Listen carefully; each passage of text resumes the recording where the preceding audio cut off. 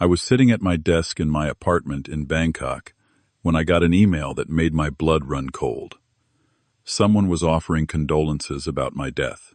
2 years had passed since I last spoke to anyone in my family after that hiking accident nearly killed me. My parents were wealthy business owners, and there was a substantial inheritance at stake. My brother Troy had always been jealous of our parents favoring me. Something felt terribly wrong, and I knew I had to go back home, unannounced. Before I continue this wild story, let me know where you are watching from by dropping a comment below, and hit that like and subscribe button to support the channel. I grew up in a comfortable upper-middle-class household in Connecticut. My father built a successful chain of high-end furniture stores across the Northeast, and my mother managed the financial side of the business.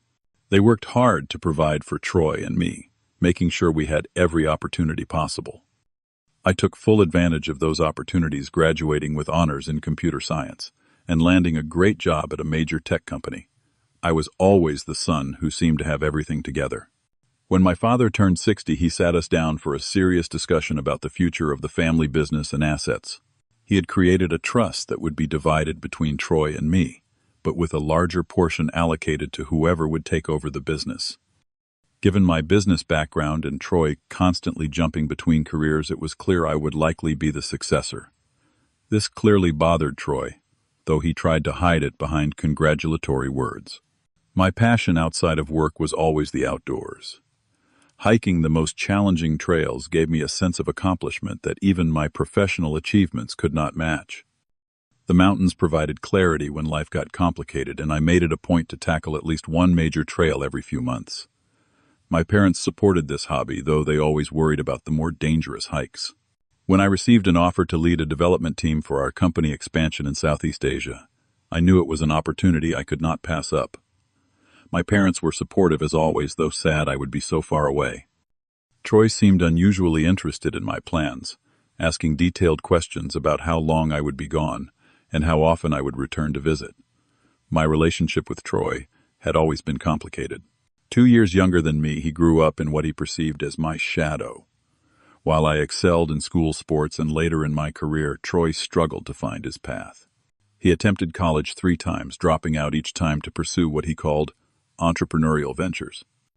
These businesses inevitably failed, leaving him in debt and moving back home with our parents. His resentment toward me grew with each of his failures. Every family dinner became a subtle battlefield, with Troy making passive-aggressive comments about my privileged position as the golden child.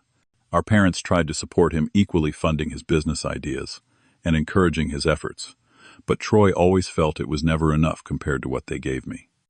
What he failed to recognize was that I worked hard for everything I achieved while he expected success to fall into his lap. The last straw seemed to be when Troy accumulated gambling debts that threatened his safety. Our parents bailed him out once again, but not without a serious discussion about responsibility. I watched my father age 10 years. During that conversation, the disappointment weighing heavily on him. Troy promised to change, to find stable work and pay back what he could. For a few months, he seemed to be making progress, even landing a job at a local marketing firm. Before my departure to Thailand, Troy suggested we should reconnect as brothers. He seemed genuine in his desire to repair our relationship, even proposing we take one last hiking trip together before I left the country. I was surprised but pleased by this olive branch, hoping we could finally move past the competition that had defined our relationship for decades. Little did I know that hiking trip would change everything. We chose a challenging trail in the White Mountains, one I had hiked before, but Troy had not. The first day went surprisingly well. We talked about childhood memories, laughed about family vacations, and shared beers around a campfire. For the first time in years, I felt like I had my brother back, the kid who used to follow me around before jealousy poisoned our relationship. The second day, we reached a section of the trail known for its spectacular views but treacherous paths. I led the way, pointing out the safest route along a ridge that dropped several hundred feet on one side. Troy seemed unusually quiet, hanging back slightly as I navigated a particularly narrow section. When I turned to check on him, I noticed something strange in his expression, a coldness I had never seen before. I remember reaching a hand back to help him across a gap when my foot slipped on loose gravel. In that terrifying moment, I lost my balance and began falling toward the edge. As I scrambled for purchase, my eyes locked with Troy. Instead of lunging forward to grab my outstretched hand, he simply stood there watching. I could swear I saw the slightest smile cross his face as I went over the edge. The fall should have killed me. By some miracle, I landed on a small ledge about 30 feet down. The impact shattered my left leg, dislocated my shoulder, and left me with a severe concussion. Through waves of pain and shock, I called out to Troy for help. I could see his silhouette at the edge looking down at me. Then without a word, he turned and walked away, leaving me to die on that ledge. I spent 2 days drifting in and out of consciousness, fighting dehydration and the throbbing pain of my injuries. By pure luck, another group of hikers heard my weakened calls and managed to organize a rescue. I was airlifted to a hospital, where I spent weeks recovering. The head trauma affected my memory, leaving gaps in my recollection of the accident. When questioned by authorities, I could not definitively say whether Troy had pushed me or simply failed to help. Without clear evidence of malicious intent, it was ruled an unfortunate accident. During my recovery, Troy visited only once, acting the part of the concerned brother in front of our parents and medical staff. When we had a moment alone, he said nothing about what happened on the mountain. I was still confused from the trauma, unsure if what I remembered was accurate or a product of my injured brain. Our parents were just relieved I had survived, focusing on my recovery rather than the circumstances of the accident. Despite not being fully recovered, I decided to proceed with my overseas assignment. Something inside me needed distance from my family, especially Troy. I told myself it was to avoid burdening them with my lengthy rehabilitation, but deep down I was running from the disturbing possibility that my own brother had been willing to let me die. The move to Bangkok was challenging with my physical limitations, but I threw myself into work, using the pain of physical therapy as a distraction from my emotional wounds. At first, I maintained regular contact with my parents through video calls and emails. Troy and I exchanged a few stilted messages, neither of us addressing what happened on the mountain. As months passed, communication became less frequent. I changed my phone number after a service issue, and buried in my work, failed to update my parents immediately. My project took me to increasingly remote areas of Southeast Asia for weeks at a time, making regular contact difficult. Eventually, without consciously deciding to, I lost touch with my family entirely. 2 years passed in this limbo, with work and my new life abroad filling the void left by my estrangement. The email that shattered my world came from Margaret Sullivan, my parents' old neighbor and close family friend. The subject line read, "1 year since we lost you, Jerome." The message expressed how much she missed me and how she visited my grave on the anniversary of my passing. At first I thought it must be some bizarre mistake or a cruel joke. With shaking hands, I replied immediately, telling her there must be some confusion because I was very much alive in Thailand. Her response came within minutes, filled with shock and disbelief, asking if this was some kind of sick prank. Confused and increasingly alarmed, I began searching online for answers. What I found left me physically ill. There was an obituary for Jerome Anthony Miller, age 32, loving son of Anthony and Grace Miller, brother of Troy Miller, who had tragically passed away in a hiking accident in the White Mountains. According to the article, my body had been discovered by hikers nearly a year after my disappearance, identified through dental records and personal effects. The room spun around me as I read about my own memorial service, which had taken place 8 months ago. There were quotes from Troy about losing his only brother and best friend, how he wished they had more time together, and how he would honor my memory by carrying on the family legacy. Photos showed my parents, visibly aged by grief, standing beside Troy as he delivered the eulogy. My initial shock quickly turned to rage as I realized what had happened. Troy had not only left me to die on that mountain, but when I survived and moved abroad, he had seized the opportunity to declare me dead. But how whose body had been identified as mine? How had he managed to fake dental records? The depth of this betrayal was unfathomable. With trembling fingers, I reached out to other contacts from home. Each response confirmed the terrible truth. Everyone believed I had died. My former college roommate expressed guilt for not attending my funeral due to being abroad. My ex-girlfriend sent a long message about the closure she felt after attending the memorial service, seeing my parents and Troy supporting each other through such a terrible loss. The most chilling detail came from my old friend James, who worked at the county clerk office. He explained that Troy had identified the badly decomposed remains found in the mountains as mine. Given the location matching my disappearance, the hiking equipment found nearby, and what appeared to be my wallet and ID with the remains, no one questioned the identification. Troy had apparently provided dental records confirming the identity, though James mentioned that the coroner had noted some discrepancies that were attributed to the condition of the remains. Through social media stalking and conversations with old connections, I pieced together what had happened in my absence.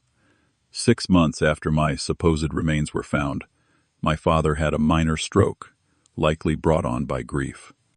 Though he recovered, he stepped back from actively managing the business, allowing Troy to take over as interim CEO. My mother focused on my father's care, let Troy handle the legal matters regarding my estate. The reading of my will, which I had created before moving abroad, distributed my assets between my parents and Troy, with a portion going to charity. However, with Troy now running the family business and having power of attorney for my increasingly frail parents, he effectively controlled everything. Photos on social media showed him driving a new Porsche, dating models, and traveling to exclusive resorts, all while posting emotional tributes to his lost brother. The most painful discovery was learning that Troy had sold our family vacation home in Maine, a place filled with precious childhood memories, where my father had taught us to fish and sail. He had sold it to fund his extravagant lifestyle, knowing how much that property meant to our parents and me. It was this act of callousness that finally broke through my shock and catalyzed my determination to return home and reclaim my life. The betrayal cut deeper than anything I had ever experienced. My own brother had not only attempted to kill me, but when that failed, had declared me dead to steal my inheritance and take my place in the family. My parents had mourned me, suffered through grief and health problems while I was alive and well on the other side of the world. The thought of their unnecessary pain made me physically ill. For days I could barely function, alternating between rage, disbelief, and crushing sadness. My coworkers noticed my distraction, but attributed it to work stress. How could I possibly explain that I had just discovered I was legally dead, that my brother had committed fraud, identity theft, and possibly murder to steal my life? Once the initial shock subsided, I began planning my return. Strategically, simply showing up at my parents' door might cause a dangerous shock to their already fragile health. I needed to approach this carefully, gathering evidence and preparing legal countermeasures against Troy. I contacted an attorney friend in the United States who specialized in identity theft and fraud, swearing him to secrecy as I explained my bizarre situation. He was stunned but quickly outlined the legal steps I would need to take to reclaim my identity and protect myself from Troy's possible retaliation. I would need to prove my identity through DNA testing, fingerprints, and testimonies from people who knew me before my disappearance. I gathered every piece of identification I had brought to Thailand, along with employment records and photographs documenting my time abroad. With a solid legal strategy in place, I submitted my resignation, citing a family emergency. My supervisor, who had always valued my work, agreed to keep my position open for 3 months, giving me time to resolve the situation. With my affairs in order, I booked a one-way ticket to Boston, a mixture of anxiety, anger, and determination propelling me forward. After 2 years away, I was going home to confront the brother who had stolen my life and reclaim my rightful place among the living. The 16-hour flight gave me plenty of time to finalize my plan and manage my emotions. I needed to be strategic, not reactive, if I wanted to minimize the trauma to my parents while ensuring Troy faced consequences for his actions. Landing at Logan International Airport felt surreal, being back on American soil as a legally dead man. I rented a car under my Thai bank account name to avoid triggering any alerts tied to my supposedly deceased American identity. The drive to my hometown in Connecticut brought a flood of memories, some pleasant, others painful. Everything looked simultaneously familiar and strange, like revisiting a place from a dream. When I reached town, my first instinct was to drive straight to my parents' house. I slowed as I passed the familiar colonial-style home where I had grown up, noting the new landscaping and the 2 luxury cars in the driveway, one of which was Troy's new Porsche. The house looked well-maintained, but somehow different, as if reflecting the fundamental change in the family that inhabited it. Rather than approaching my parents directly, I decided to follow my lawyer's advice and connect first with someone I could trust. Margaret Sullivan, our neighbor, who had inadvertently alerted me to my death, seemed the logical choice. She had been like a second mother to me growing up, and had no reason to protect Troy if she knew the truth.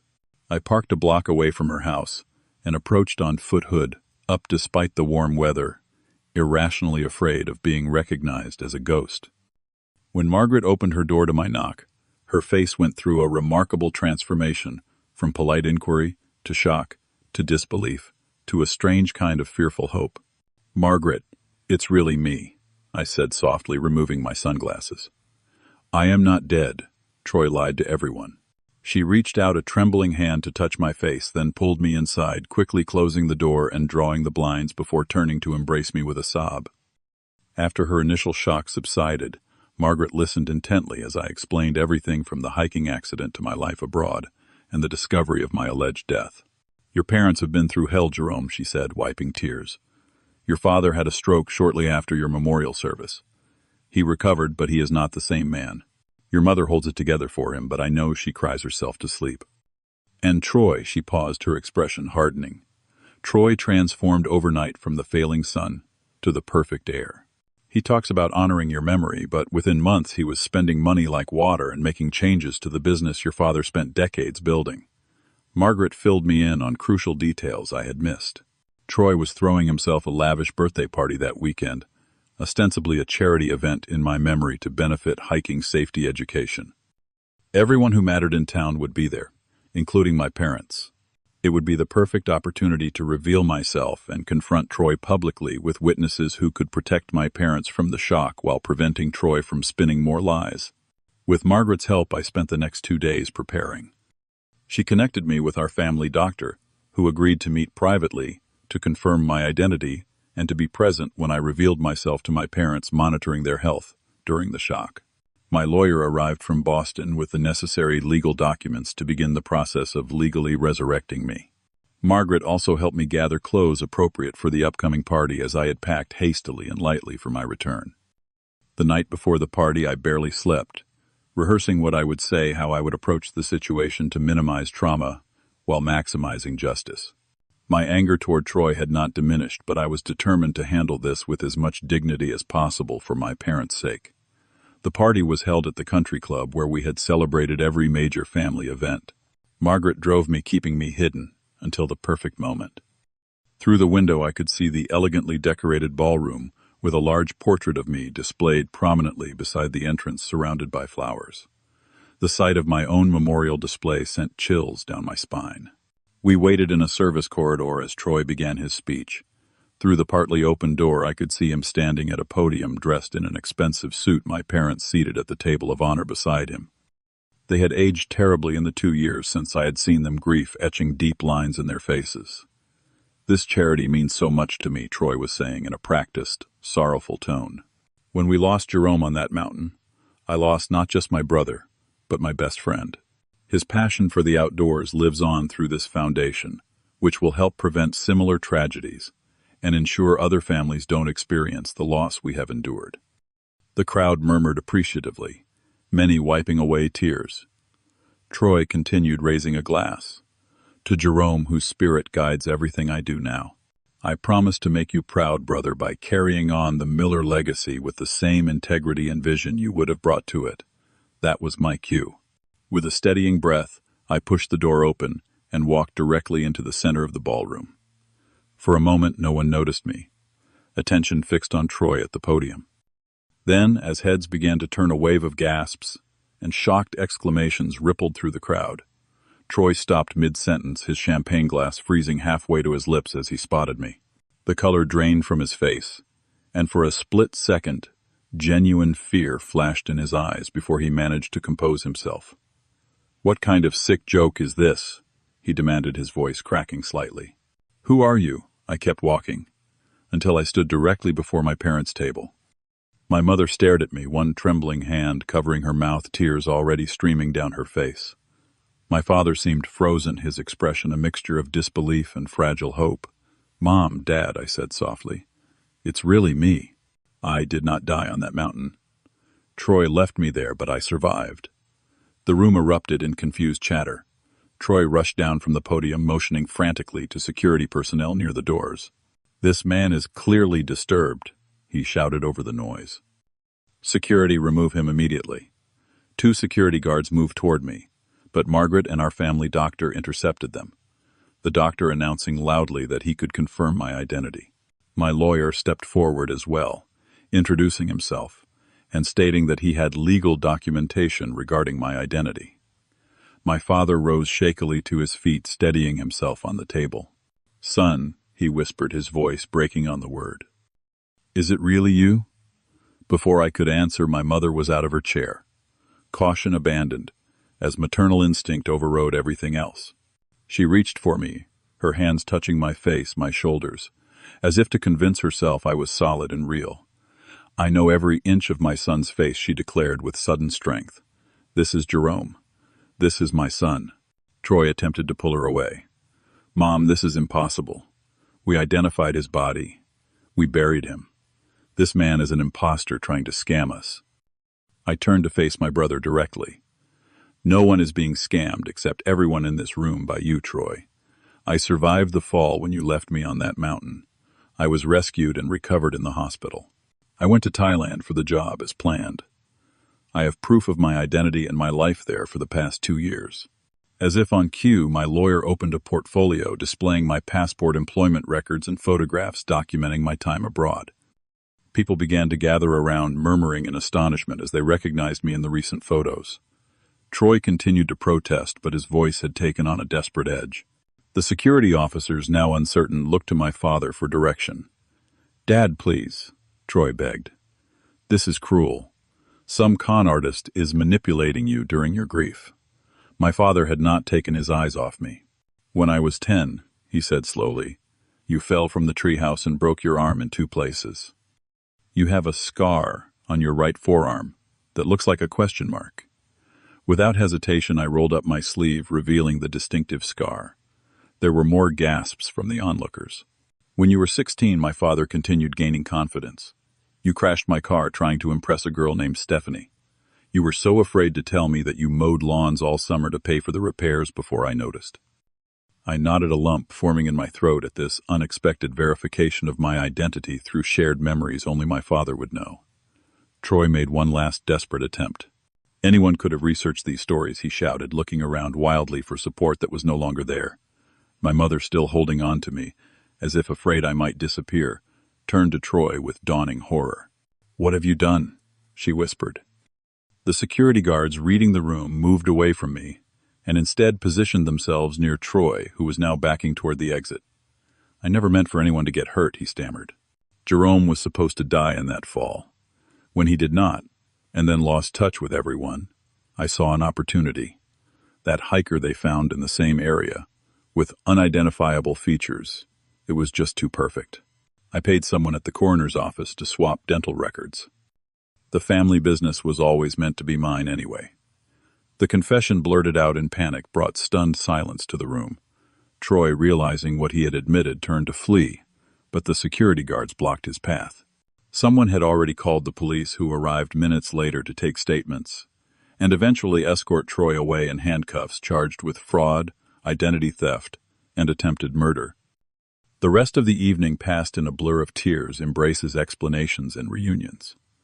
My parents barely let me out of their sight, touching me constantly as if to reassure themselves I was really there. Friends and family members who had mourned me approached in shock and joy, each interaction reinforcing the reality that I had truly returned from the dead. The weeks following my resurrection were chaotic but healing. My parents insisted I move back into their home, temporarily unwilling to let me out of their sight after believing they had lost me forever. The legal process of reclaiming my identity was complex but proceeded smoothly, with clear evidence of Troy's fraud. DNA testing officially confirmed what everyone already knew: I was very much alive. Troy faced serious legal consequences for his actions. In addition to the fraud and identity theft charges, he was charged with attempted murder for leaving me injured on the mountain 2 years earlier. The district attorney built a strong case bolstered by Troy's public confession and the testimony of the coroner's assistant he had bribed to swap dental records. The body that had been buried as mine was eventually identified as a hiker who had been reported missing around the same time as my accident. During the preliminary hearings, Troy seemed unable to comprehend the gravity of what he had done. He attempted to justify his actions, claiming I had always been the favorite son, that the business should have been his birthright, that he deserved the inheritance more than I did. His lawyer quickly advised him to stop speaking, but the damage to his case was already done. The judge denied bail, considering him both a flight risk and a danger to others. I was conflicted about how to proceed with the charges. Part of me wanted Troy to serve the maximum sentence possible for the pain he had caused our family, particularly our parents. Another part recognized that he was still my brother, and that sending him to prison for decades would only bring more grief to our family. After much soul-searching and discussion with my parents, I agreed to a plea deal that would see Troy serve 7 to 10 years with mandatory psychiatric treatment, rather than the 25 to life he could have faced if convicted of all charges at trial. During a supervised meeting before his sentencing, I confronted Troy one-on-one. He seemed smaller somehow, his expensive suits replaced by prison garb, his confident demeanor eroded by the reality of his situation. "Why did you do it?" I asked, the question that had haunted me since discovering his betrayal. "Was it really just about money?" Troy could not meet my eyes. "It was never just about the money," he said quietly. "It was about being invisible while standing in your shadow my whole life. Mom and Dad never saw me. Not really. They were always too busy being proud of you. I just wanted them to see me for once, to be the son they were proud of." Despite everything, I felt a flicker of empathy. While nothing justified what Troy had done, I could recognize the lifetime of perceived slights and overlooked achievements that had festered into his toxic resentment. I left that meeting with no easy forgiveness to offer, but perhaps with a better understanding of the broken relationship that had led us to this point. The family business required significant attention after Troy's mismanagement. He had made risky investments, alienated longtime employees, and damaged relationships with suppliers. My father, still recovering from his stroke, asked me to take over as CEO, a role I accepted after some consideration. My experience in the corporate world proved valuable as I worked to stabilize the company and repair the damage Troy had done. The hardest part of my return was watching my parents process their complex emotions. They experienced profound joy at having me back, but this was tempered by grief over Troy's betrayal and guilt that they had somehow failed him as parents. My mother particularly struggled with visiting Troy in prison while also trying to rebuild her relationship with me. We began family therapy, creating a safe space to express the complicated feelings around what had happened. My parents needed to mourn the son they thought they had lost, while simultaneously celebrating my return and coming to terms with the criminal actions of their other son. I needed to work through my anger and trauma, finding a way to trust again after such profound betrayal. One of my first actions as CEO was to repurchase our family vacation home in Maine that Troy had sold. The new owners were initially reluctant, but when they heard the extraordinary story behind the request, they agreed to sell it back to us at a fair price. That summer, my parents and I spent 2 weeks there fishing on the same dock where my father had taught Troy and me to cast lines, sailing in the bay where we had learned to navigate by stars. Being in that place of happy memories helped us begin to heal as a family. As the months passed, we established new traditions while honoring old ones. We acknowledged the empty space at our table, where Troy should have been, without letting his absence define our family. My parents visited him monthly in prison, reporting that he was participating in therapy and showing signs of genuine remorse. I was not ready to see him regularly, but sent letters occasionally, leaving the door open for a possible reconciliation far in the future, once trust might be rebuilt.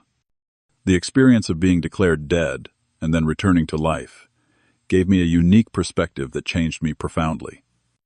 I developed a deeper appreciation for each day, recognizing how quickly everything can be taken away.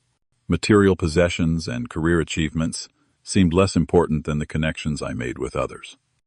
I began mentoring young people from disadvantaged backgrounds, giving them opportunities my parents had given me, trying to create the kind of supportive environment Troy had never felt he had. Eventually, I met someone who accepted both my strange history and the complicated family situation I brought with me. Sarah approached my story with empathy rather than sensationalism, and her steady presence helped anchor me as I navigated the continuing legal and emotional aftermath of my return. Life will never be normal in the conventional sense. There will always be the strange reality that for 8 months I was officially dead, that somewhere in our town cemetery lies an empty grave with my name. There will always be the knowledge that my own brother was willing to let me die for his gain. But there is also the incredible gift of a second chance of rebuilding and redemption, of finding strength through unimaginable circumstances. If I have learned anything from this experience, it is that family bonds can be both our greatest weakness and our greatest strength. The same deep connection that allowed Troy to hurt us so profoundly is also what has allowed us to begin healing. I do not know if our family will ever be truly whole again, but I know that my parents and I are committed to moving forward with honesty and forgiveness where possible. What would you do if faced with the betrayal of someone you loved and trusted completely? Could you find a path to forgiveness? Or would you feel justice must be served regardless of family ties? Share your thoughts in the comments below. If this story touched you or made you appreciate your loved ones more, please hit that like button and subscribe to hear more extraordinary, true stories of family betrayal and redemption. Thank you for listening to my journey back from the dead, and remember that sometimes the most important legacy we leave is not what we own, but how we love.